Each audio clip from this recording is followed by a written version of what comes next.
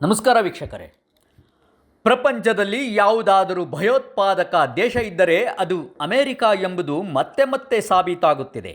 ಈಗ ಅಮೆರಿಕ ಮತ್ತೆ ತನ್ನ ಸ್ವಾರ್ಥಕ್ಕಾಗಿ ಯಾವ ದೇಶದ ಮೇಲಾದರೂ ಬಾಂಬು ಹಾಕುತ್ತಾರೆ, ನರಹತ್ಯೆ ಮಾಡುತ್ತಾರೆ, ಕೊಲೆಗಾರರಿಗೆ ಬೆಂಬಲ ನೀಡುತ್ತಾರೆ.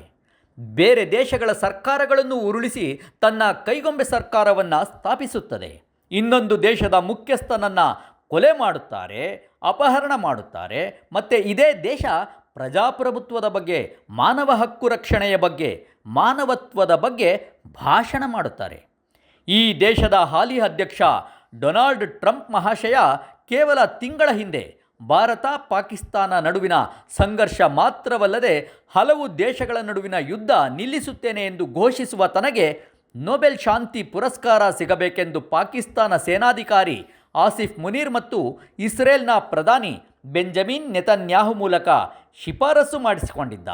ಇದೇ ಮನುಷ್ಯ ನಾಚಿಕೆ ಇಲ್ಲದೆ ತನ್ನ ದೇಶದ ಸೇನೆಯ ಮೂಲಕ ನಿಜವಾದ ದೇಶದ ಚುನಾಯಿತ ಅಧ್ಯಕ್ಷ ನಿಕೋಲಸ್ ಮಡೋರೋ ಹಾಗೂ ಆತನ ಪತ್ನಿ ಸೀಲಿಯಾ ಫ್ಲೋರ್ಸ್ ರವರನ್ನು ಅಪಹರಿಸಿದ್ದನ್ನು ಸಿನಿಮಾದಂತೆ ಟಿವಿಯಲ್ಲಿ ನೋಡಿ ಸಂತೋಷಪಟ್ಟಿದ್ದಾಗಿ ಹೇಳಿಕೊಳ್ತಾನೆ.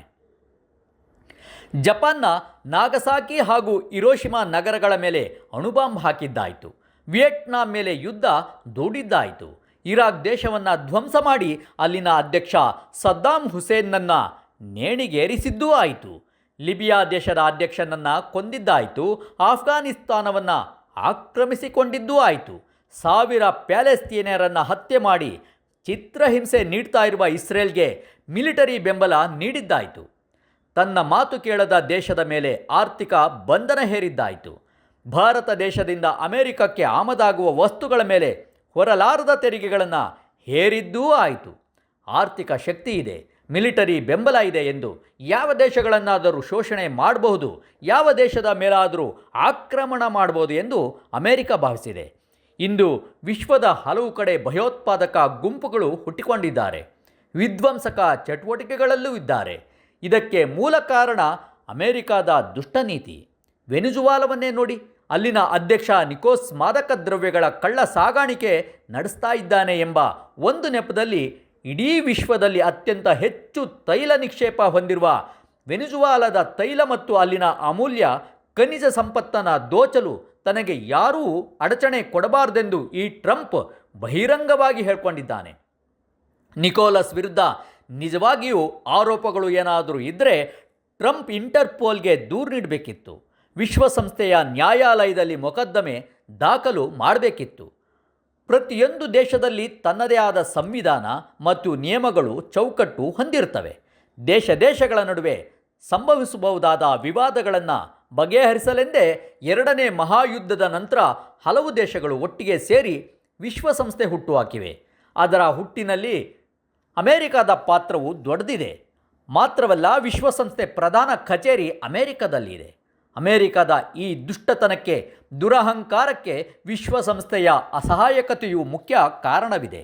ಈ ಅಮೆರಿಕ ಕಾನೂನು ನಿಯಮಗಳನ್ನು ಮೀರಿದಾಗಲೆಲ್ಲ ವಿಶ್ವಸಂಸ್ಥೆ ದಿಟ್ಟ ನಿಯಮ ತಾಳುತ್ತಾ ಬಂದಿದ್ದರೆ ಈ ಪರಿಸ್ಥಿತಿ ಬರ್ತಾ ಇರಲಿಲ್ಲ. ವೆನಿಜುವಾಲದ ವಿರುದ್ಧ ಯಾವ ಪ್ರಚೋದನೆಯೂ ಇಲ್ಲದೆ ಅಮೆರಿಕ ನಡೆಸಿದ ಸೇನಾ ಕಾರ್ಯಾಚರಣೆಯ ವಿರುದ್ಧ ವಿಶ್ವಸಂಸ್ಥೆ ದನಿ ಎತ್ತಲೇಬೇಕು. ಕಾರ್ಯಾಚರಣೆಗೆ ಆದೇಶ ನೀಡಿದ ಡೊನಾಲ್ಡ್ ಟ್ರಂಪ್ ವಿರುದ್ಧ ಕ್ರಮ ತೆಗೆದುಕೊಳ್ಳಬೇಕು. ನಿಕೋಲಸ್ ಮಡೋರೂರವರನ್ನು ಈಗಲೇ ಬಿಡುಗಡೆ ಮಾಡಬೇಕು. ಡೊನಾಲ್ಡ್ ಟ್ರಂಪ್ನ ದುಷ್ಟತನದ ಪರಿಣಾಮವಾಗಿ ಮೂರನೇ ಮಹಾಯುದ್ಧ ನಡೆದರೆ ಆಶ್ಚರ್ಯವಿಲ್ಲ.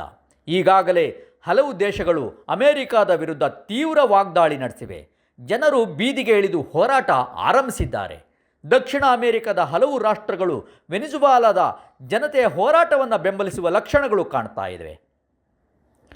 ಅಮೆರಿಕದ ನೀತಿ ಪ್ರಪಂಚದ ಎಲ್ಲ ರಾಷ್ಟ್ರಗಳಿಗೆ ಕಂಟಕಪ್ರಾಯವಾಗಿದೆ. ಸಣ್ಣ ಪುಟ್ಟ ರಾಷ್ಟ್ರಗಳಿಗೆ ಭಾರೀ ಭೀತಿ ಎದುರಾಗಿದೆ.